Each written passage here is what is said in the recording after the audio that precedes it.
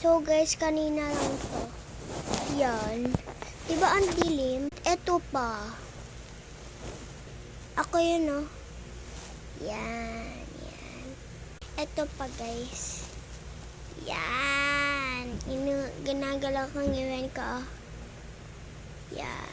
Patanggal. Ito yung nagpicture kami. Lang kuya ko. Ito pa, guys. Pa ako kita. Ito pa. Yan, hawak-hawak kamay. Ito yung nagpicture kami. I hate this boy. Ito pa. Nakikinig ako, diba? Ito. May, Philippine Eagle Owl. So, guys, meron na to,